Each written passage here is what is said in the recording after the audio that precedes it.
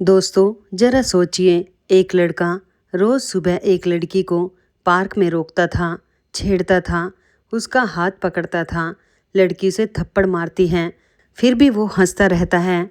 थक हार कर लड़की अपने पिता और भाई को बुलाती है और सबके सामने उस लड़के की जमकर पिटाई होती है।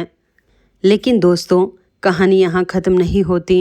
असली कहानी तो यहीं से शुरू होती है, क्योंकि कुछ ही दिनों बाद उसी लड़की का पिता अपनी इज्जत, अपना अहंकार, सब कुछ साइड में रखकर उसी लड़के के घर रिश्ता लेकर पहुंच जाता है, जिस लड़के को उसने अपने हाथों से पिटवाया था। आखिर ऐसा क्या हुआ था कि एक थप्पड़ मारने वाली लड़की उसी लड़के से प्यार कर बैठी?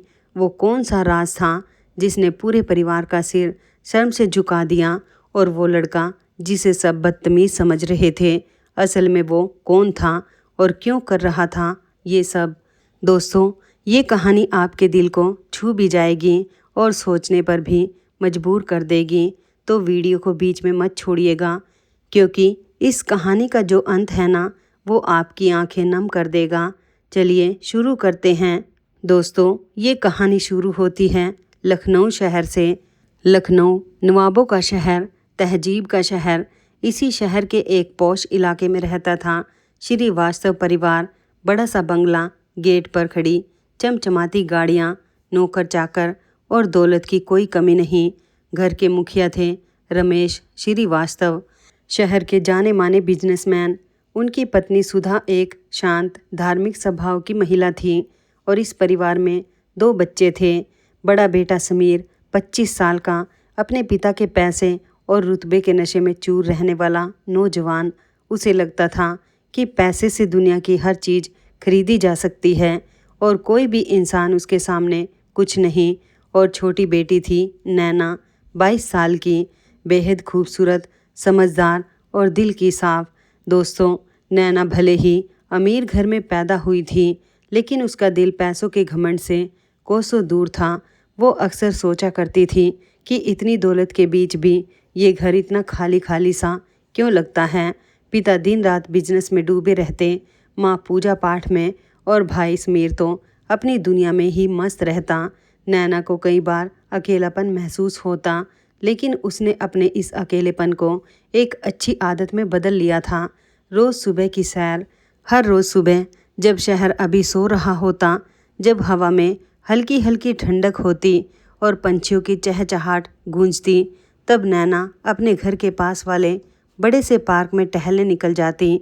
ये उसके दिन का सबसे सुकून भरा वक्त होता था। हरी घास पर पड़ी ओस की बूंदें, सुबह की सुनहरी धूप और एक गहरी सांस, यही उसके लिए असली खुशी थी। दोस्तों, नैना को कपड़ों का बहुत शौक था।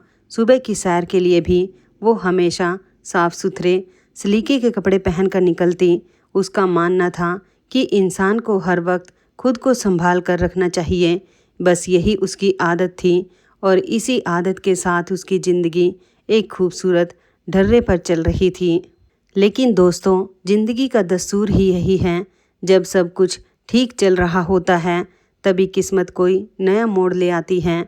एक दिन की बात है, नैना रोज की तरह पार्क में टहल रही थी। हल्की धूप खिली हुई थी और वो अपनी ही धुन में चली जा रही थी। तभी उसकी नज़र एक नौजवान पर पड़ी जो थोड़ी दूर पेड़ के पास खड़ा था और एकटक उसी की तरफ देख रहा था। दोस्तों, वो लड़का देखने में बेहद आकर्षक था। सांवला सा रंग, सीधी सादी सी कमीज और चेहरे पर एक अजीब सी गंभीरता। लेकिन सबसे अजीब बात ये थी कि उसकी आंखों में कोई शरारत नहीं, कोई बदतमीजी नहीं थी, बल्कि एक अजीब सी उदासी थी, जैसे कोई गहरा दर्द उसके भीतर छुपा हो। नैना को थोड़ा अजीब लगा कि ये लड़का इस तरह क्यों देख रहा है। उसने नज़रें फेर ली और आगे बढ़ गई, लेकिन जैसे ही वो उस लड़के के पास से गुजरी, अचानक उस लड़के ने आगे बढ़कर उसका हाथ हल्के से छू लिया। दोस्तों, नैना एक पल के लिए ठिठक गई। उसके भीतर गुस्से की एक लहर उठी, लेकिन फिर उसने खुद को समझाया, शायद मैं ही इसकी तरफ देख रही थी, हो सकता है गलती से छू गया हो, बेकार में बात क्यों बढ़ाऊं। यही सोचकर उसने उस बात को नज़रअंदाज कर दिया और घर लौट आई। लेकिन उस रात नैना को नींद ठीक से नहीं आई। बार बार उस लड़के की आंखें उसके सामने आ रही थी। न जाने क्यों उसे लग रहा था कि वो उदासी आम नहीं थी। फिर उसने खुद को झिड़का, नैना तू भी कैसी बातें सोच रही है, एक अजनबी के बारे में इतना क्यों सोचना, और करवट बदल कर सो गई। अगली सुबह नैना फिर पार्क पहुंची और दोस्तों वो लड़का फिर वहीं खड़ा था, उसी पेड़ के नीचे, उसी इंतजार में। जैसे ही नैना नज़दीक आई वो लड़का मुस्कुराते हुए सीधे उसके सामने आ खड़ा हुआ। नैना का माथा ठनका, उसने तेजी से रास्ता बदला और दूसरी तरफ से निकल गई। लेकिन उस लड़के की वो मुस्कान उसके दिमाग में घूमती रही। दोस्तों अजीब बात ये थी कि वो मुस्कान भी कोई गंदी मुस्कान नहीं थी, उसमें भी एक मासूमियत थी, जैसे वो कुछ कहना चाहता हो पर कह ना पा रहा हो। तीसरे दिन तो हद हो गई। नैना जैसे ही पार्क में दाखिल हुई उस लड़के ने दोनों हाथ फैलाकर उसका रास्ता रोक लिया, और जैसे ही नैना रुकी उसने उसका हाथ पकड़ लिया और बोला, कैसी हो जाने मन। दोस्तों ये सुनते ही नैना का खून खोल उठा। उसने पूरी ताकत से एक जोरदार थप्पड़ उस लड़के के गाल पर जड़ दिया। थप्पड़ इतना तेज था कि आसपास के लोग भी पलटकर देखने लगे। लेकिन उस लड़के ने जो किया उसने नैना को और हैरान कर दिया। वो लड़का गाल पर हाथ रखकर मुस्कुराया और बोला, इस थप्पड़ से मेरा कुछ नहीं बिगड़ेगा, बल्कि अच्छा हुआ जो तुमने मुझे छू लिया। अब तो मैं अपने इस गाल को जिंदगी भर याद रखूंगा कि इस पर तुम्हारा हाथ लगा था। दोस्तों ऐसी बेशर्मी देखकर नैना का दिमाग घूम गया। वो कुछ कह ना पाई, बस गुस्से में पैर पटकती हुई वहाँ से चली गई। पूरे रास्ते वो यही सोचती रही, कितना बेहया है ये लड़का, थप्पड़ खाकर भी हंस रहा है। जरूर कोई आवारा बेरोजगार होगा जिसका काम ही लड़कियों को परेशान करना है। लेकिन दोस्तों नैना के मन में एक कोना अब भी कह रहा था कि अगर ये सच में आवारा होता तो इसकी आंखों में वो दर्द क्यों होता। लेकिन उसने इस ख्याल को झटक दिया। अगले दिन नैना ने सोचा कि शायद आज वो लड़का नहीं होगा, लेकिन दोस्तों वो फिर वहीं था, और इस बार उसने नैना को घेर ही लिया। उसके आगे पीछे घूमते हुए वो बार बार वही बात दोहराने लगा। इस बार नैना से बर्दाश्त नहीं हुआ। उसने एक के बाद एक 5-6 थप्पड़ उस लड़के के मुंह पर रसीद कर दिए।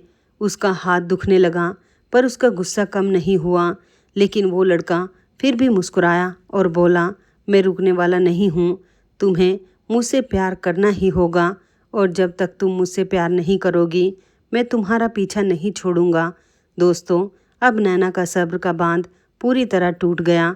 वो चीखती हुई बोली, या तो चुपचाप यहाँ से चले जाओ, वरना मैं अभी अपने भाई और पिता को बुलाती हूँ, फिर देखती हूँ तुम्हारी ये हेकड़ी कहाँ जाती है। लेकिन उस लड़के ने जो जवाब दिया उसने नैना को और भड़का दिया। वो बोला, तुम चाहे किसी को भी बुला लो, चाहे पूरी फौज बुला लो, मैं फिर भी पीछे नहीं हटूंगा। बुलाओ अपने भाई और पिता को, मैं भी तो देखूं कि वो मेरा क्या बिगाड़ लेंगे। दोस्तों बस यही बात नैना के अहंकार पर चोट कर गई।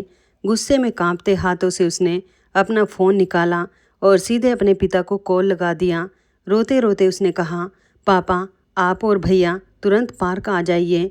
यहाँ एक लड़का पिछले कई दिनों से मुझे परेशान कर रहा है, और अब तो हद ही कर दी इसने।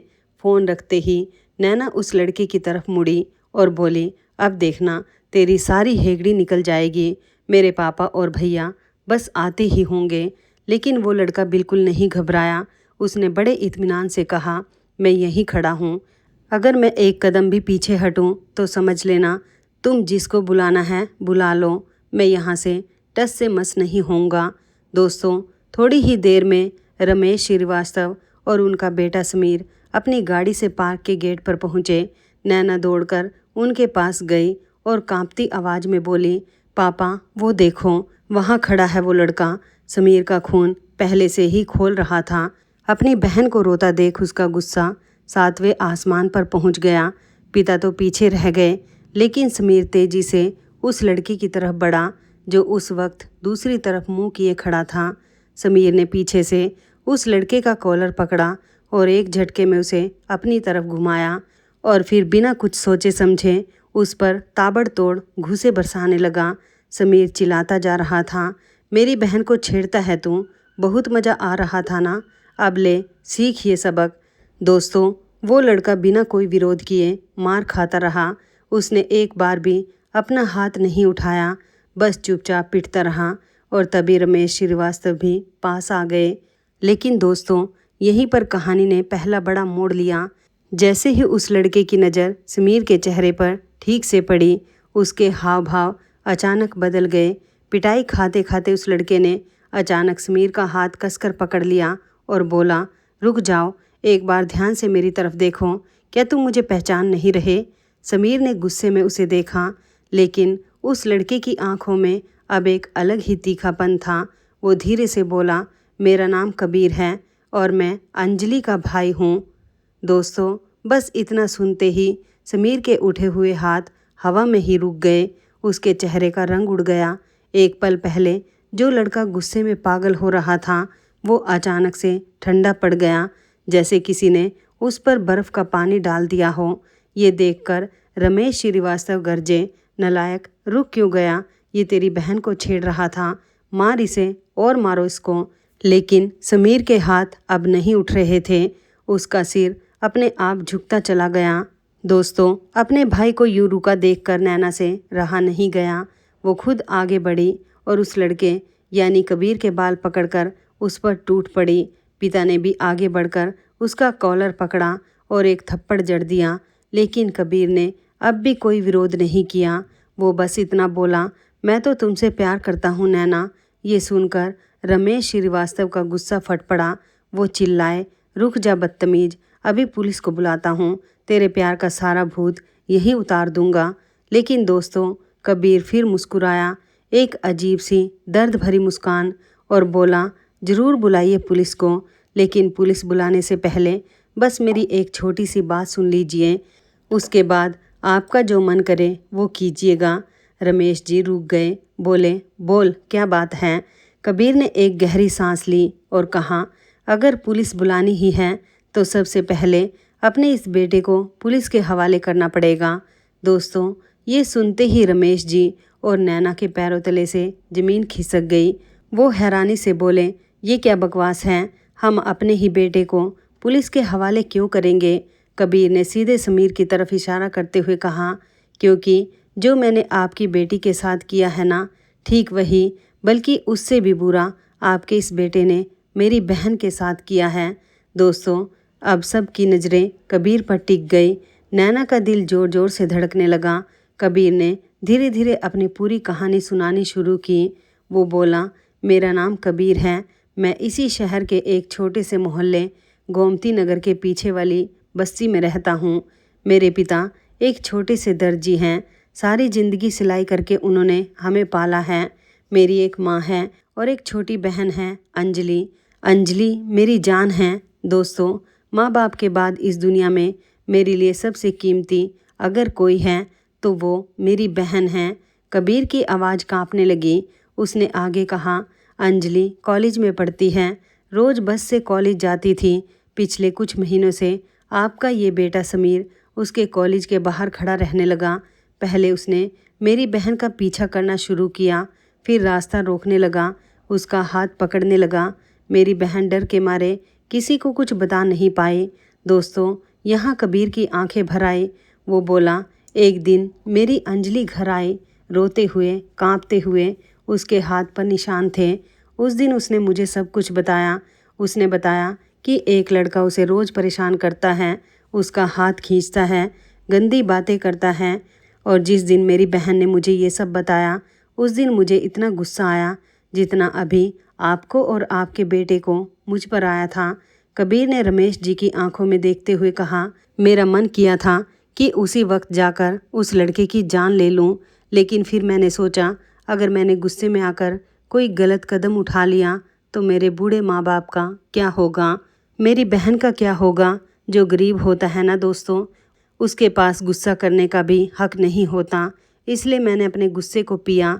दोस्तों, अब कबीर ने वो बताया जिसने सबको हिलाकर रख दिया। वो बोला, मैंने तय किया कि मैं चुपचाप इस लड़के के बारे में पता लगाऊंगा। मैंने अंजलि के कॉलेज के बाहर जाकर पता किया, उस लड़के का पीछा किया, और तब मुझे पता चला कि ये समीर श्रीवास्तव है, शहर के सबसे अमीर बिजनेसमैन का बेटा। और मुझे ये भी पता चला कि इसकी एक छोटी बहन भी है, नैना। कबीर की आवाज़ अब भारी हो चुकी थी। वो बोला, उस दिन मेरे मन में बस एक ही ख्याल आया। मैं इस अमीरजादे को सबक सिखाना चाहता था, लेकिन मैं अपनी बहन की तरह किसी लड़की को परेशान करके उसे डराना नहीं चाहता था। मैं तो बस इसे ये एहसास दिलाना चाहता था कि जब किसी की बहन को कोई छेड़ता है तो उस भाई के दिल पर क्या बीतती है। मैं चाहता था कि ये अपनी आंखों से देखे, अपने सीने में वो दर्द महसूस करे। दोस्तों, फिर कबीर नैना की तरफ मुड़ा और उसने दोनों हाथ जोड़ दिए। उसकी आंखों से आंसू बहने लगे। वो बोला, नैना, मुझे माफ़ कर दो। मैंने जो कुछ भी किया वो बहुत ही नीच काम था, ये मैं जानता हूँ। मैंने तुम्हें कभी छूना नहीं चाहा।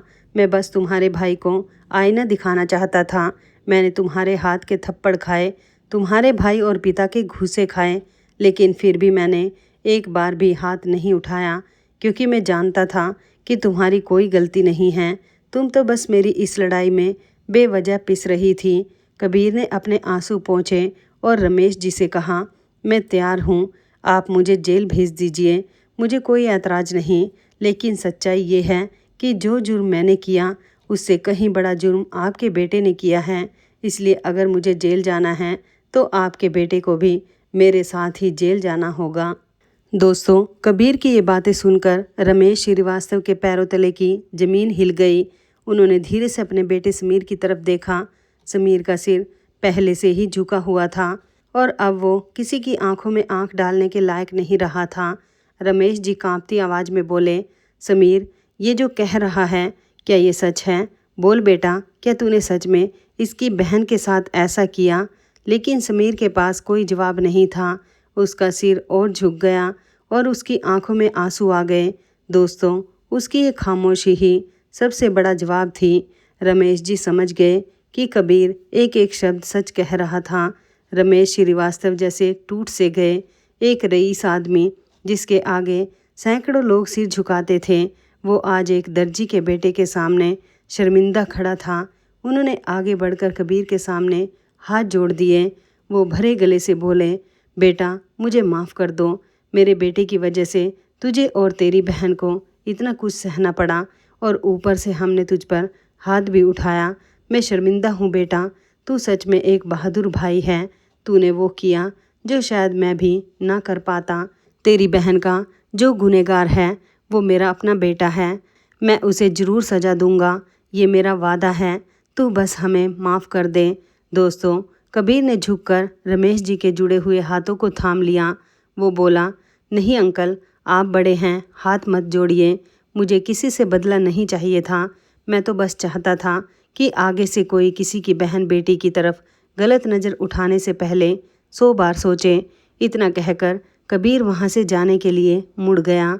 दोस्तों, इस पूरे घटनाक्रम को नैना एक कोने में खड़ी देख रही थी और उसके दिल में एक तूफान सा उठ रहा था।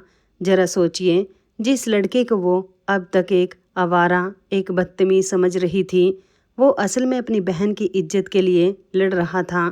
उसने खुद मार खाई, खुद को बुरा साबित किया, बस इसलिए कि उसकी बहन का दर्द कोई और महसूस कर सके। वो चाहता तो समीर को पुलिस के हवाले करवा सकता था, अपनी बहन को इंसाफ दिलवा सकता था, लेकिन उसने बदले की आग में किसी और लड़की यानी नैना को नुकसान नहीं पहुंचाया। उसने तो उसके बाल तक नहीं छुए, सिर्फ हाथ छूकर एहसास दिलाया। दोस्तों, नैना के दिल में कबीर के लिए एक अजीब सा एहसास जागने लगा, एक ऐसा एहसास जिसे वो खुद समझ नहीं पा रही थी। वो कबीर को जाते हुए देखती रही जब तक वो नज़रों से ओझल नहीं हो गया। उस दिन घर लौटकर नैना ने ये पूरी बात अपनी माँ सुधा जी को बताई। सुधा जी ने सब सुना और फिर उन्होंने अपने बेटे समीर को जमकर फटकार लगाई। उन्होंने रोते हुए कहा, समीर, तूने मेरा सिर शर्म से झुका दिया। जो तूने उस गरीब लड़की के साथ किया, अगर वही किसी ने हमारी नैना के साथ किया होता तो आज एक भले इंसान ने तुझे माफ़ कर दिया, वरना आज हमारी इज्जत का जनाजा निकल जाता। समीर शर्म से गड़ा जा रहा था। उसने रोते हुए अपने माता पिता के पैर पकड़ लिए और बोला, माँ पापा, मुझसे बहुत बड़ी गलती हो गई, मुझे माफ़ कर दीजिए। मैं आगे से ऐसा कभी नहीं करूँगा। मैं खुद जाकर उस लड़की और उसके भाई से माफ़ी मांगूँगा। दोस्तों, उस रात नैना सो नहीं पाई। उसके दिल में बस कबीर का ही ख्याल घूम रहा था और तभी उसके मन में एक बात आई। उसने सोचा कि इस गलती को सुधारना ज़रूरी है। सिर्फ ज़बानी माफ़ी से कुछ नहीं होगा। अगली सुबह नैना ने अपने माता पिता से कहा, पापा, सिर्फ कहने से कुछ नहीं होगा। हमें खुद उनके घर जाकर माफ़ी मांगनी चाहिए।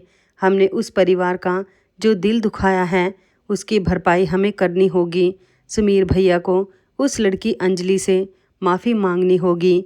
रमेश जी और सुधा जी ने भी ये बात मान ली। दोस्तों, सच्चे दिल से की गई गलती का एहसास इंसान को बड़ा बना देता है।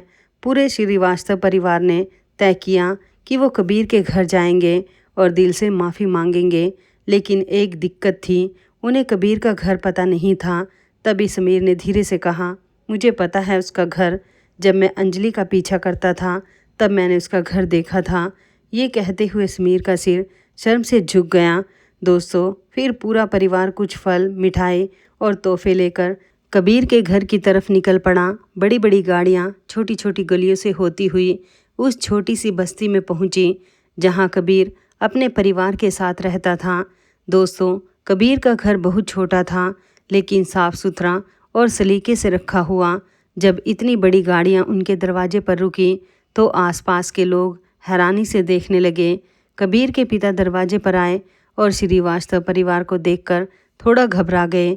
रमेश श्रीवास्तव ने हाथ जोड़कर कहा, भाई साहब, हम आपके गुनहगार हैं।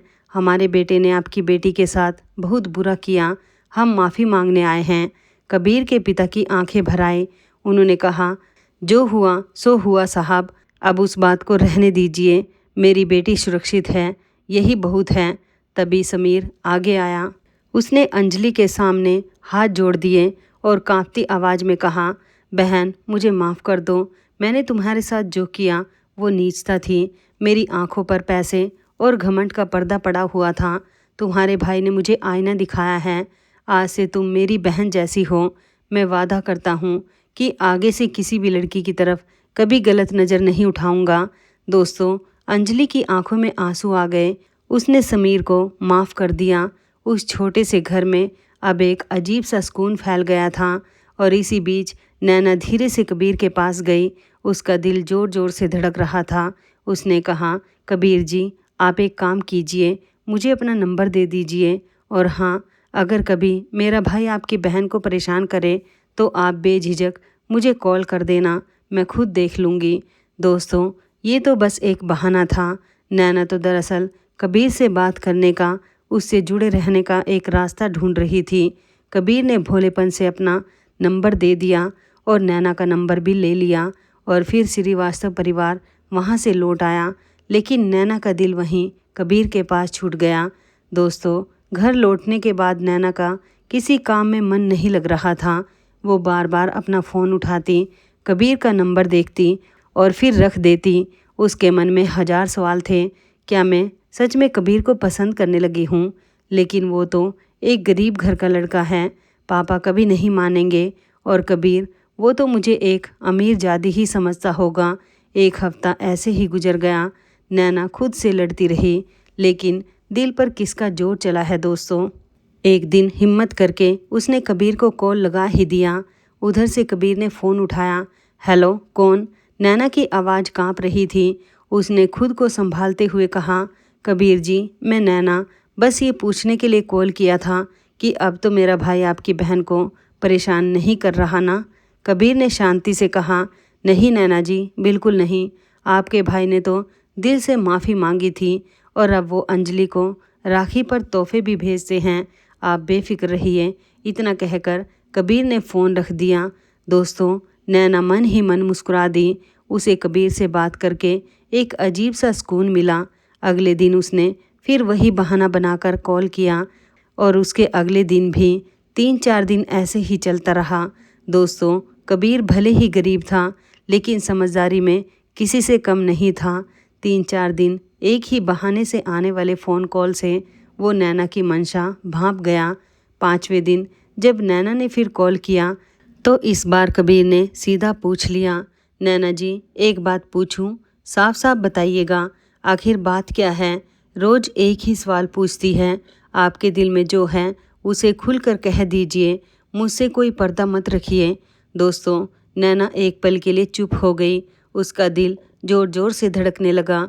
फिर उसने सारी हिम्मत जुटाकर कहा, कबीर, मुझे मुझे तुमसे प्यार हो गया है, बहुत गहरा वाला प्यार। तुम्हें माफ़ी मांगने के बहाने मैं अपने परिवार को तुम्हारे घर इसलिए लेकर गई थी और तुम्हारा नंबर भी इसलिए लिया था। मैं तुम्हारे बिना नहीं रह सकती। दोस्तों, कबीर एक पल के लिए सन्न रह गया।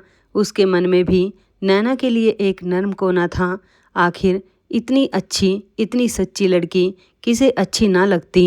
लेकिन कबीर एक समझदार और खुददार इंसान था। उसके मन में एक डर भी था।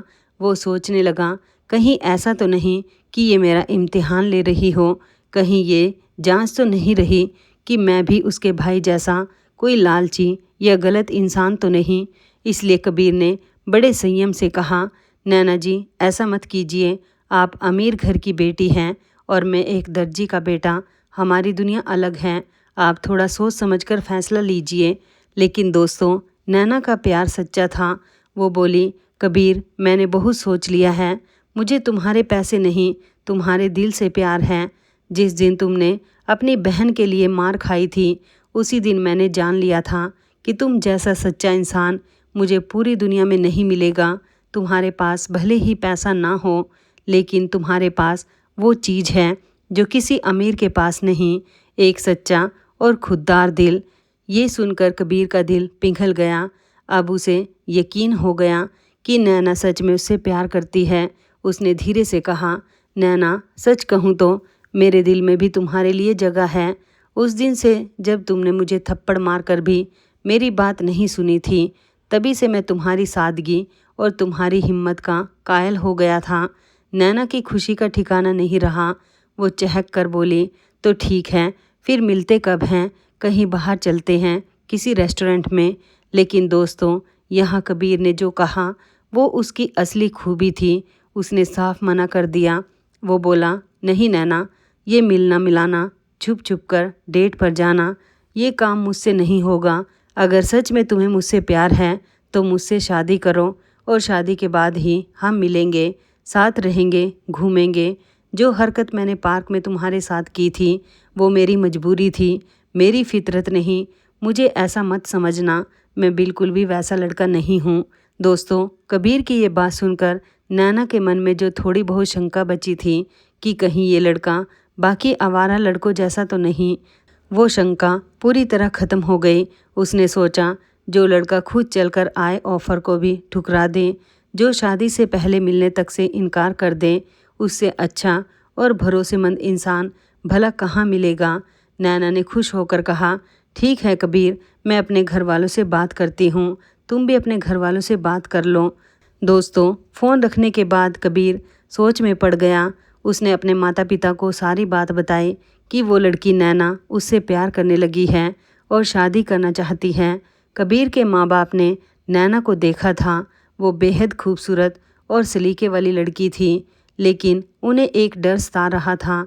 कबीर की माँ बोली, बेटा, लड़की तो बहुत अच्छी है, लेकिन वो लोग बहुत बड़े और अमीर लोग हैं। हमारी और उनकी कोई बराबरी नहीं। कहीं ऐसा ना हो कि बाद में वो लोग हमें ताने मारे, हमारी गरीबी का मजाक उड़ाए। दोस्तों, कबीर ने अपने माँ बाप का हाथ थामा और बोला, माँ, अगर वो लड़की सच में मुझसे प्यार करती है तो पैसा कोई मायने नहीं रखता, और रही बात बराबरी की, तो प्यार में अमीरी गरीबी नहीं देखी जाती, दिल देखा जाता है। ये बात उन पर छोड़ दो। अगर वो लोग रिश्ता लेकर आएंगे तो हम भी मना नहीं करेंगे। कबीर के माँ बाप अपने बेटे की समझदारी पर मुस्कुरा दिए।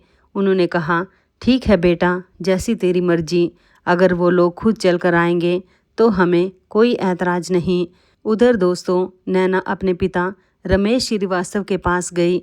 उसने डरते डरते कबीर के बारे में बात की। जैसे ही रमेश जी ने सुना कि नैना एक दर्जी के बेटे से शादी करना चाहती है, उन्होंने एक पल के लिए मना कर दिया। वो बोले, नैना, होश में तो हो, वो गरीब घर का लड़का है, हमारी और उनकी कोई बराबरी नहीं, लोग क्या कहेंगे। लेकिन नैना ने अपने पिता को बड़े प्यार से समझाया।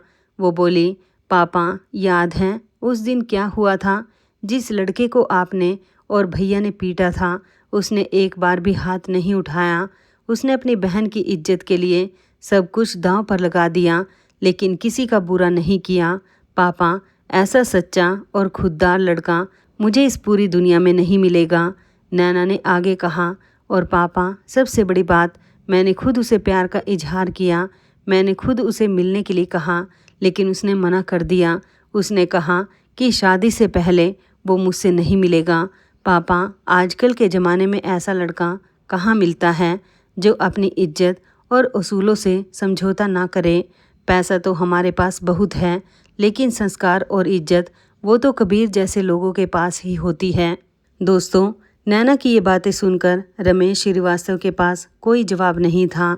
उन्हें भी वो दिन याद आ गया जब कबीर ने उनके बेटे की गलती के बावजूद बड़े दिल से सबको माफ़ कर दिया था। उन्होंने सोचा, सच ही तो कह रही है मेरी बेटी, दौलत से इंसान का चरित्र नहीं खरीदा जा सकता, और जिस लड़के ने मेरे परिवार की इज्जत बचाई उससे बेहद दामाद मुझे और कहाँ मिलेगा। आखिरकार रमेश जी मान गए। उन्होंने नैना से कहा, ठीक है बेटी, अगर तेरी खुशी इसी में है तो मुझे ये रिश्ता मंजूर है। मैं खुद उसके घर रिश्ता लेकर जाऊंगा। दोस्तों, और फिर आया वो दिन जिसका जिक्र इस कहानी के टाइटल में है। रमेश श्रीवास्तव, वही पिता जिसने कुछ दिन पहले इसी लड़के को अपने हाथों से पिटवाया था, आज उसी लड़के के घर अपनी बेटी का रिश्ता लेकर पहुंच रहे थे। रमेश जी ने एक तारीख तय की और कबीर को बता दिया कि उस दिन वो पूरे परिवार के साथ उनके घर आएंगे, और उस खास दिन श्रीवास्तव परिवार पूरे सम्मान के साथ मिठाई और तोहफे लेकर कबीर के छोटे से घर पहुंचा। दोस्तों, ये नज़ारा देखने लायक था। शहर का सबसे अमीर आदमी अपनी सारी हेगड़ी और घमंड एक तरफ रखकर एक दर्जी के घर के बाहर खड़ा था, हाथ में मिठाई का डिब्बा लिए। रमेश जी ने कबीर के पिता के सामने हाथ जोड़कर कहा, भाई साहब, मैं अपनी बेटी नैना का हाथ आपके बेटे कबीर के लिए मांगने आया हूँ। मेरा बेटा एक रास्ता भटक गया था, लेकिन आपके बेटे ने उसे सही राह दिखाई। आपके बेटे जैसा संस्कारी और बहादुर लड़का मैंने आज तक नहीं देखा। मुझे आपके परिवार से रिश्ता जोड़कर बेहद खुशी होगी। दोस्तों, कबीर के पिता की आंखों से खुशी के आंसू बहने लगे। उन्होंने रमेश जी का हाथ थामा और कहा, ये तो हमारे लिए बहुत बड़ी बात है साहब, हमें ये रिश्ता दिल से मंजूर है। और इसी के साथ दोनों परिवारों ने मिलकर नैना और कबीर के रिश्ते पर अपनी मोहर लगा दी। दोस्तों, फिर बड़ी धूमधाम से नैना और कबीर की शादी हो गई। जिस लड़के को कभी पार्क में छेड़ने के इल्ज़ाम में पीटा गया था, उसी लड़के के गले में नैना ने वरमाला डाली। जिस लड़की के हाथ का थप्पड़ कबीर ने हंसते हुए सहा था, आज उसी लड़की का हाथ कबीर ने 7 फेरों के साथ अपने हाथ में थाम लिया।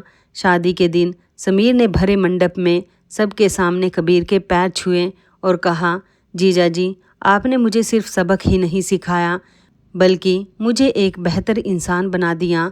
आप इस घर में दामाद बनकर नहीं, बल्कि मेरे बड़े भाई बनकर आए हैं।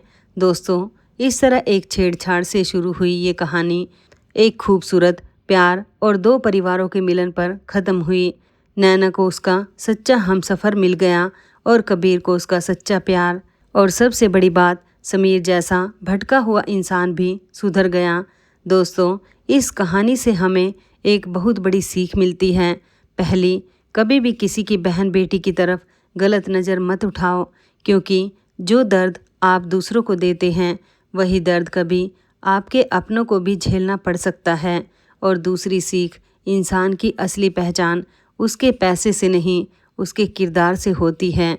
कबीर के पास पैसा नहीं था, लेकिन उसके पास इज्जत, हिम्मत और सच्चाई थी, और यही चीज़ें उसे सबसे अमीर इंसान बना गई। तो दोस्तों, ये कहानी आपको कैसी लगी, हमें कमेंट सेक्शन में ज़रूर बताइए। अगर इस कहानी ने आपका दिल छुआ हो तो वीडियो को लाइक कीजिए, और हमारे चैनल संगीता कहानी कैप्सूल को सब्सक्राइब करना बिल्कुल मत भूलिएगा, ताकि हम आपके लिए ऐसी ही दिल को छू लेने वाली कहानियाँ लाते रहें। ये कहानियाँ सुनाने का हमारा मकसद किसी को ठेस पहुँचाना नहीं, बल्कि आपको इनसे कुछ अच्छी सीख देना है जिसे आप अपनी ज़िंदगी में उतार सकें। मिलते हैं एक नई कहानी के साथ, तब तक के लिए अपना ख्याल रखिए। धन्यवाद दोस्तों।